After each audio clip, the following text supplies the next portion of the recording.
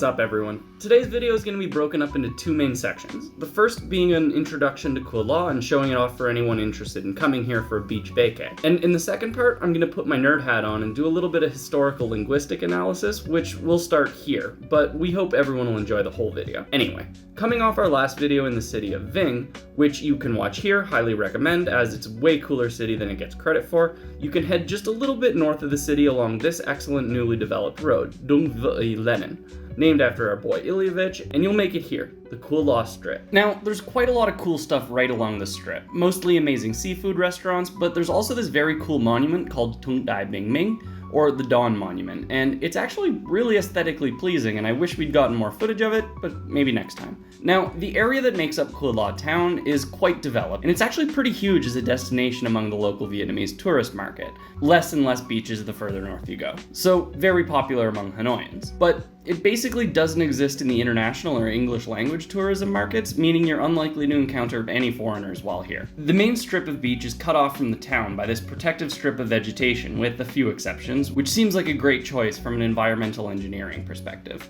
Anyway, once we've gotten settled into our hotel that we'll be staying at in the next couple of days, it's time to hit the beach. But first, a little piece of advice that we picked up on while talking with the locals. In almost every other Vietnamese town, hotels will have motorbikes that can be rented for getting around, or have plenty of motorbike rental shops catering to the non-locals in the area. That is, however, not the case here, where there are all these electric golf cart looking things. Since I have a nose for scams, I figured we'd approach these tough looking street hooligans and try and hone in on the hustle. And this wonderful young man on the bicycle advises not to go anywhere with these drivers, as they'll always overcharge and bring you places that they have connections to. Now that I have my tinfoil hat on, I think that the company that owns these electric carts has made agreements with all the hotels not to allow motorbike rentals so that they can scam tourists.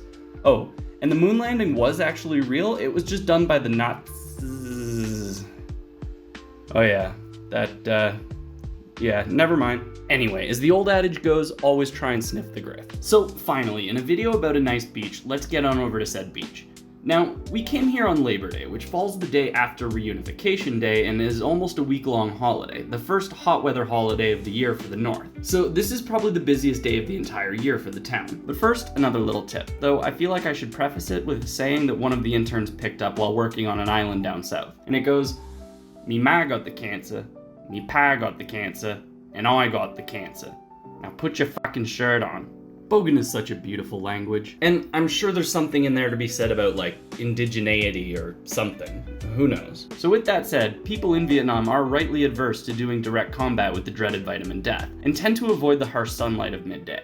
Meaning that you can basically have any beach almost to yourself if you're willing to slop on the sunscreen or deal with the fallout afterwards. But once the clock rolls around to about 3 or 3:30, the town will empty out with people trading in the AC for beach vibes, and it's important to keep in mind that this is a town of just over 80,000 local residents, but serve an annual tourist population of over 2.5 million, from cities all across the north, so no one can really expect to have such a lovely spot all to themselves for very long. And as anyone who's spent any time in Vietnam can tell you, and our Vietnamese viewers will know this better than anyone, of the importance that this society puts on public spaces being very family-oriented.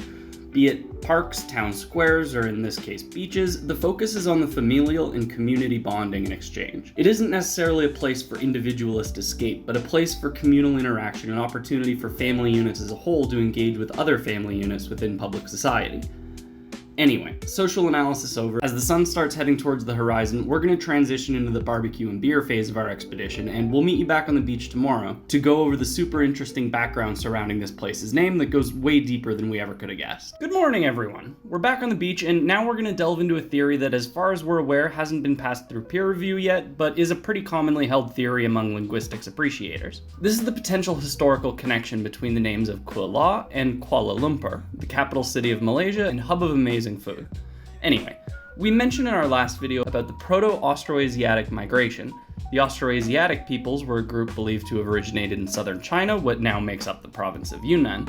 These people migrated throughout Southeast Asia, being the first peoples of the region to practice rice cultivation and therefore permanent habitation, with some tribes of the group making it as far as eastern India, speaking what is now known as the Munda languages, spoken by the Santal and Ho peoples.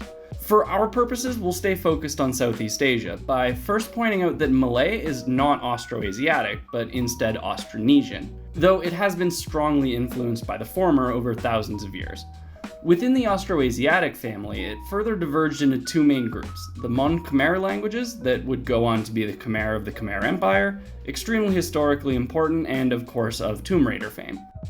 We also have Vedic languages, the largest of any of the other groups, which of course includes Vietnamese, making up 2/3 of all current speakers of Austroasiatic languages. Now, many people assume that Vietnamese is a Sino-Tibetan language, the group that makes up modern Chinese languages and Tibetan, but this isn't the case. It's just adopted many of the words during occupation, and some of the Vedic languages such as Vietnamese and Hmong even adopted tones, which are not present in any other Austroasiatic languages. Hmong is not the same as Hmong, by the way, which is confusingly a Sino-Tibetan language. Anyway, linguistics is a very complicated, confusing, and ever-changing field, so we won't go into too much detail. Things like iambic, sesquisyllabic patterns and such will be left out. Let's cover the important parts. As we mentioned in our previous video on Ving, the port of Kuala was an important trade destination for materials from mainland Southeast Asia transiting to and from oceanic Southeast Asia. And the theory posits that traders from Kuala brought the term to where it would be adopted into Malay and used in the context of Kuala Lumpur. Because Kua means door or window or some place that can be entered, in geographical context this usually means the mouth of a river, which is exactly what it's come to mean in the Malay context, with Kuala Lumpur meaning the mouth of the muddy river. Southeast Asia is amazing in not only its diversity, but also in the ways that these levels of diversity interact and influence each other over time. It's one of the things that make it such an interesting place to explore, which we'll keep doing in future videos, so lick that like button, pause, subscribe, and we'll catch you on the next one. Later!